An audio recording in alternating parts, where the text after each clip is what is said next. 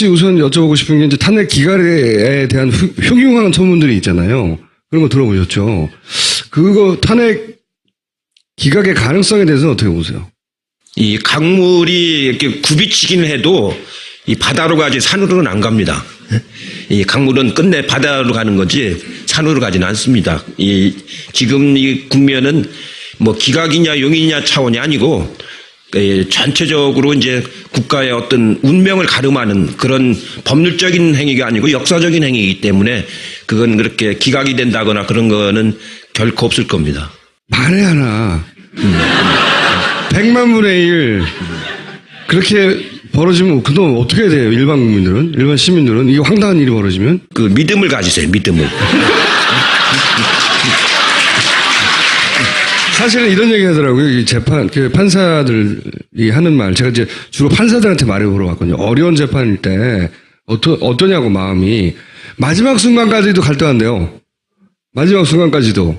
이거 지금 기각설 뭐 이런 얘기 물어보면 판사들은 다 들어봤어요. 그런 얘기를. 이거는 좀 다르고요. 판사가 네. 이제 합의부라고 하더라도 그거는 주심이 있고 이제 맞아 배심이 있는 그런 판사 그 재판부고 이거는 8명이 집단 토론을 하는 평의를 거칩니다. 네.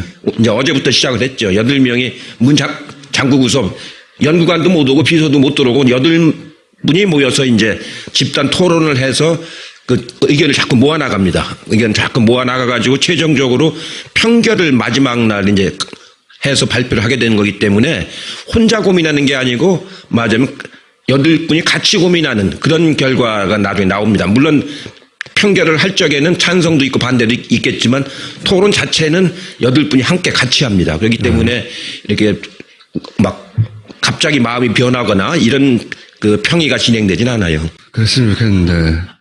워낙 비상식적인 일들을 많이 해온 집단들이 지금 마지막으로 이게 인용이 되면 우린 다 죽어 이런 상태란 말이죠. 그쪽에서는. 그렇잖아요. 그런 심리 상태겠죠. 지금 그 헌법재판관 분들 중에서 제가 이제 아는 분들이 한 절반 정도 되고 모르는 사람이 한 절반 정도 되는데요. 대체적으로 보면은 이 개인적인 성향하고 이 평의 결과하고 같진 않거든요. 아, 그래요? 요거 자체 하나하나를 가지고 검토를 하면서 본인의 성향이 보수적이더라도 맞으면 평결에 어떤 결과가 나올 때 나라가 어떻게 되겠는가. 그러니까 이게 이제 형사처벌이 아니고 형상책임이라고 그럽니다. 형상책임. 그러니까 그 직분에 맞는 일을 했는가 안 했는가. 이 형상책임을 묻는 거기 때문에 그렇게 막 엉뚱한 결과가 나오거나 그럴 가능성은 매우 적습니다. 그러면 탄핵 인용되기까지 저희가 할 일은 집회 열심히 참여하고 목소리를 내고 그리고 얼마나 많은 사람들이 이걸 원하는지 보여주고 이거네요. 그게 중요하죠. 왜 그러냐면은 12월 3일 날 그때 200만 명 가까이 모였는데 그거 모이기 전까지는 아까 말한 바른정당 의원들 있지 않습니까? 그분들이 흔들렸었어요. 예. 뭐 대통령이 물러나겠다는데 뭐 꼭 탄핵까지 해야 되느냐 흔들리는 모습이 역력했었습니다. 그러다가 12월 3일 날 그 집회를 보고서 월요일 날부터 태도가 바뀌더라고요. 그래가지고 나중에 234명까지 이제 우리는 200명을 겨우 넘길 거라고 봤는데 234명까지 나왔거든요. 그거 보면은 아무래도 그 촛불의 민심, 그 절절한 그 소망 이게 큰 영향을 미칩니다. 만약에 만에 한 100만 분이라도 탄핵 기각되면 매일 나오세요. 이제 앞으로 저희 방송에. 책임지시고. 자, 특검법 연장, 이게 직권상정을 이제 정세균 의장이 원칙에 어긋난다고. 그분이 또 신사잖아요. 그러다 보니 그 직전에 정의화 의장도 사실 안 한다고 하다가 했어요. 그것도 여쭤볼게요. 정의화 의장은 서울 가겠다고 직권상정 안 한다고 그랬는데 왜 갑자기 하게 됐어요, 그때? 글쎄, 정 의장이 그때 자기 절대로 그 직권상정은 없다.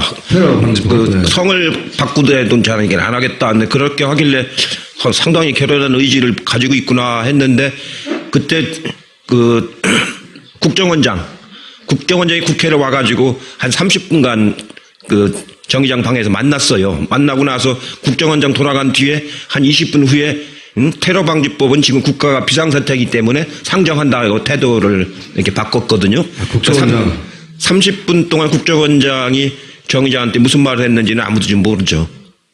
두 사람만 알죠, 두 사람만. 혼나고 싶어 그랬을까요? 한번 털어봐. 아니 국회의장도 모르는 비상사태가 몰래 벌어지고 있었나? 근데 국회에서는 사이렌 한 번도 안 울렸거든요. 그러면 정세균 의장도 국정원장을 보내야 됩니까? 아니 어떻게 해야 되나요? 정치 짬밥은 지금 총리님이 더 높잖아요, 정세균 의장보다.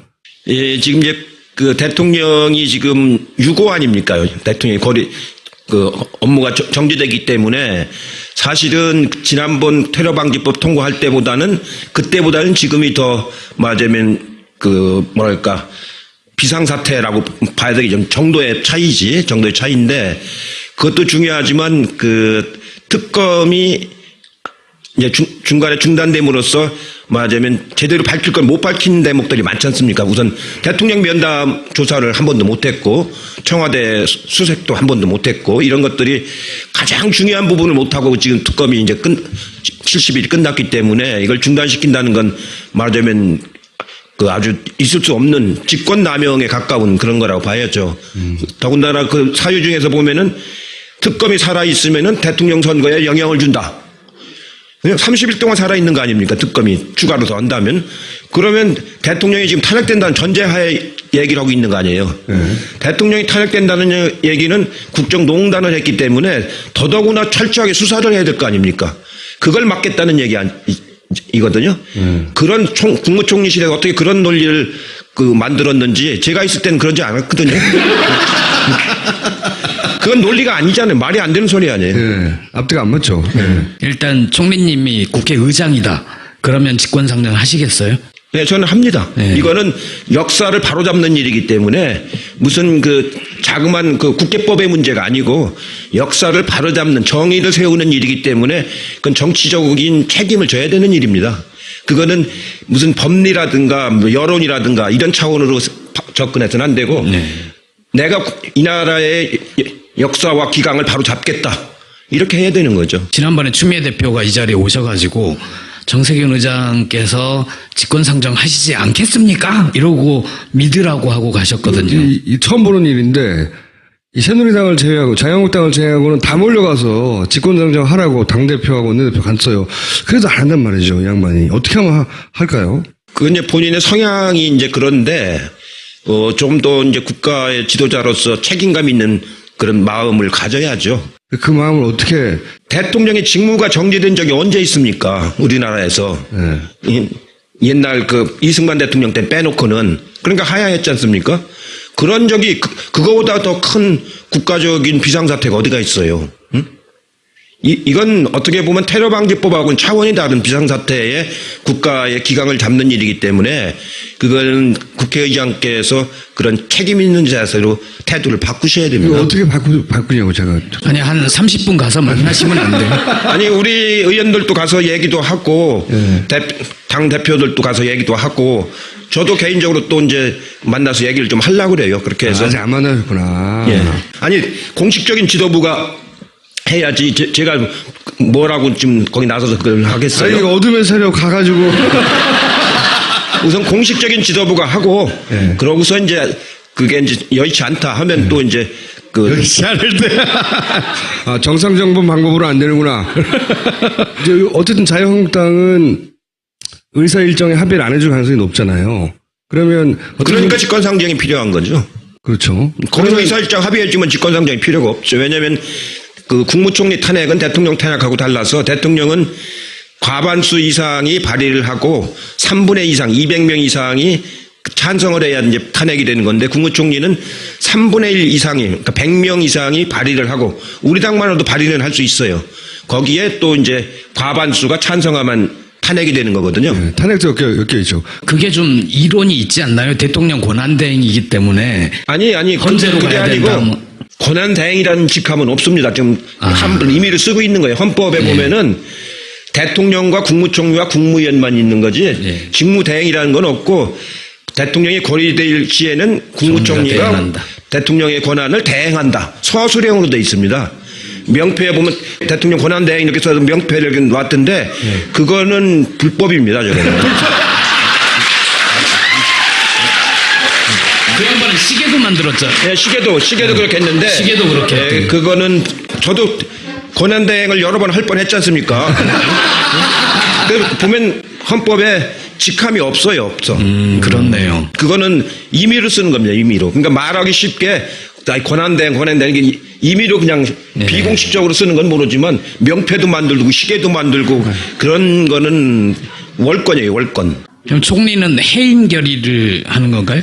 총리 탄핵. 총리도 탄핵. 해임은 건이 아니고 네. 탄핵은 이제 2분의 1로 해서 국회에서 이번에 박근혜 대통령처럼 탄핵이 되면은 그게 헌재로 넘어가죠. 네. 근데 이제 거기에 대해서 이런 얘기도 하잖아요. 이 진보 진영의 이제 사사하는 걱정일 수도 있는데, 아니, 이제 대통령 탄핵했는데 총리까지 탄핵하면 역풍이 불어서 안 된다라고 발을 빼는 사람도 없지 않아 있어요. 그건 어떻게 해석하십니까? 그건 뭐 역풍이 불지 순풍이 불지는 모르죠. 그러나 그게 이제 뭐 그것도 감안은 해야 되지만 그건 너무 이제 정치 공학적인 판단이고 우리가 여기서 해야 될 거는 맞으면 그 나라의 그 기강을 바로 잡는다. 특히 이제 맞으면 이 대통령 탄핵을 둘러싼 여러 가지 그 기강을 바로 잡는다라는 그 원칙이 더 중요한 거지. 바람이야 뭐 이리 갔다 저리 갔다 뭐 봄바람도 있고 뭐 가을바람도 있고 그런 거죠. 아니 근데 헌재로 가게 되면 헌재는 지금 박 대통령 건으로 평의를 열고 이제 꼭 결정을 해야 되는데 또 바로 또 다음 건이 또 와 있으면 그러니까 힘들지 이제 않을까요? 그래서 총리에 대한 탄핵은 그 정치적으로 실효성은 별로 없습니다. 왜냐하면 헌재에 가서 그 또 이제 그걸 거쳐가지고 하려면 이미 대선은 다 끝나 있거든요. 네? 대선이 인용되면 이제 60일 내에 선거를 해야 되니까 5월이면 다 끝나 있지 않습니까? 헌재는 그때까지 거의 가지도 못하고 있고 그래서 실효성은 없는데 원체 그 국무총리가 저렇게 황당한 역할을 했기 때문에 그거에 대한 분노가 그렇게 표출된다고 보시면 되는 거죠. 그거는 정치적 제스처에 가깝고, 그렇지만 특검 연장은 굉장히 구체적으로 해야 되는 일이잖아요. 아니 두 개 다 해야 되는 일인데 그 총리를 탄핵하는 건 실효성이 별로 없다 그런 얘기고 특검 연장하는 것은 그건 수사권을 더 주는 거기 때문에 그건 굉장히 그 실효성이 있는 거죠. 그럼 특검 연장이 안 되면 다 총리님 책임입니다. 직권 상정이 안 되면 꼭 되게 해주세요. 하여튼 그 오늘 내일 이제 그 상황을 좀 보고 월요일 날 이제 의총이 또 그것 때문에 소집이 돼 있습니다. 의총에서 의원들 의견을 들어보고 그 노력을 하도록 하겠습니다. 뭐든지 다 답변을 다 술술술 하세요. 그래서 저희가 앞으로 이제 대선 기간이 되면 한 달에 최소한 한 번 이상은 모시려고 하는데. 대선이 2달밖에 안 남았어요. 그럼 최소 2번 앞으로 2번 약속하시는 거죠? 예, 하겠습니다. 그리고 이런데 처음 나오셨는데 재밌죠, 총리님? 아주 젊은 사람들이 많고 그래갖고 신이 나네요. 다음 대통령 선거는 어떠세요? 준비하시는 거? 안분지족할 줄 알아야 된다고. 이 대선 때가 되면은요, 참 이상하게 이게 살풋이 가는 사람들이 많이 있어요. 살풋이 가는 사람들. 그 자기 분수를 좀 알아야 됩니다. 이번 대선 정국에도 많이 갔어요, 사람들이? 좀 그렇죠. 예를 들어서 김대중, 노무현 이런 분들은 대선 기간이 어땠어요, 보시기에? 김대중 대통령은 평생 동안 정치를 하신 분이고 젊어서부터 돌아가실 때까지 또 대선을 4번인가 치르신 분 아닙니까? 그렇게 해서 이제 헌신하신 분이고 노무현 대통령은 한 번 나와서 단박 돼버렸지 않습니까? 예? 그러니까 무슨 뭐 다른 여지가 없죠. 근데 이제 매번 습관적으로 나오는 사람도 있고, 예. 그러고 이제 또 막 나와서 좀 아까처럼 이렇게 상식적이지 않은 그런 행동하는 사람도 있고 대선 때는 여러 맞으면 뭐라고 할까? 여러 현상이 생깁니다. 현상이. 요새 그 개헌 가지고 뭔가를 좀 해보겠다는 사람들이 있지 않습니까? 성공할까요, 그거? 네. 개헌을 하려면은 실질적으로 물리적인 시간이 안 되거든요. 왜냐하면 그것도 발의를 해야지 발의해가지고 국회에서 토론해야지 국회에서 표결해가지고 대통령이 공포를 또 20일 이상 이제 공포를 해야 되지 않습니까? 그러고 나서 또 열흘 이상 공포하고 나서 20일 이내에 이제 그 국민투표에 붙여야 되기 때문에 그러면 5월, 4월까지 해야 되거든요. 그리고 5월달에 또 대선 또 치를 거예요. 우선 시기적으로 불가능할 뿐만 아니고 내용상으로도 국민들하고 함께 하는 개헌을 해야지 정파끼리 모여가지고 뭐 자기들 이해관계 맞는 것만 개헌을 하자. 그래가지고 국민들한테 무슨 도움이 되겠습니까? 그거는 대선 끝내놓고 내년 지방선거 때 개헌할 요량으로 충분히 토의를 해가지고 차분하게 국민들과 함께 토의해서 개헌안 내용을 잘 만들면 되는 거거든요. 지금 개헌안은 80년도 전두환이 때 만든 헌법입니다. 그분들은 근데 왜 그러는 거죠? 안 되는 거 알면서? 그러니까 제가 대선 때는 여러 가지 현상이 탄핵, 어떤 결과가 나든 탄핵이 결과가 나면 바로 모시기로 하겠습니다. 그때 오실 거죠?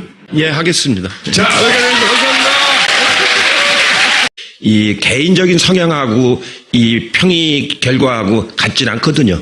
아, 그래요? 요거 자체 하나하나를 가지고 검토를 하면서 본인의 성향이 보수적이더라도 말하자면 평결에 어떤 결과가 나올 때 나라가 어떻게 되겠는가.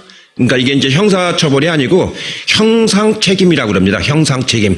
그러니까 그 직분에 맞는 일을 했는가 안 했는가.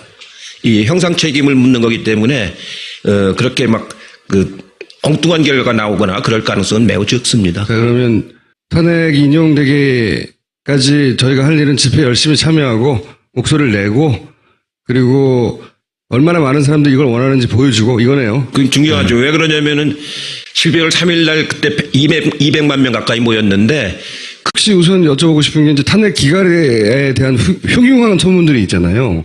그런 거 들어보셨죠? 그거 탄핵 기각의 가능성에 대해서는 어떻게 보세요? 이 강물이 이렇게 굽이치기는 해도 이 바다로 가지 산으로는 안 갑니다. 이 강물은 끝내 바다로 가는 거지 산으로 가지는 않습니다. 지금 이 국면은 뭐 기각이냐 용이냐 차원이 아니고 전체적으로 이제 국가의 어떤 운명을 가름하는 그런 법률적인 행위가 아니고 역사적인 행위이기 때문에 그건 그렇게 기각이 된다거나 그런 거는 결코 없을 겁니다.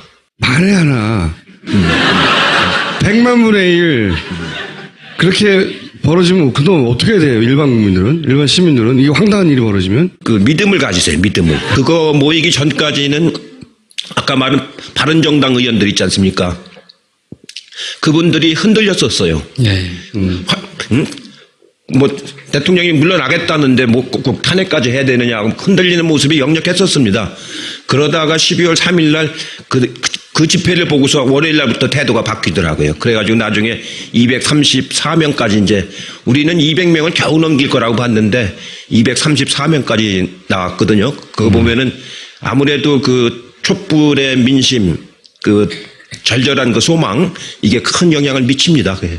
만약에 만에 한 100만 분이라도 탄핵 기각되면 매일 나오세요. 이제 앞으로 저희 방송에.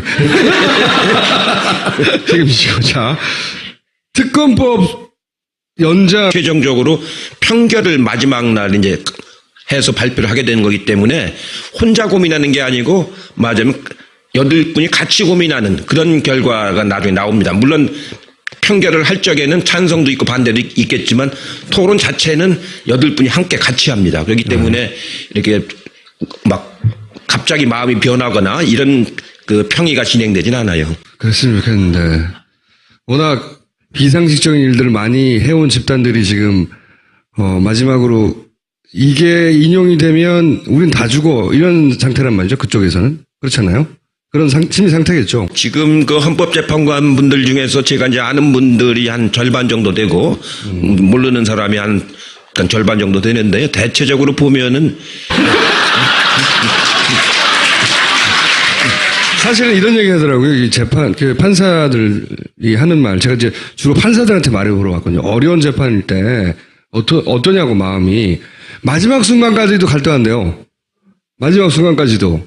이거 지금 기각설 뭐 이런 얘기 물어보면 판사들은 다 들어봤어요. 그런 얘기를. 이거는 좀 다르고요. 판사가 이제 합의부라고 하더라도 그거는 주심이 있고 이제 맞은 배심이 있는 그런 그 재판부고 이거는 8명이 집단 토론을 하는 평의를 거칩니다. 네.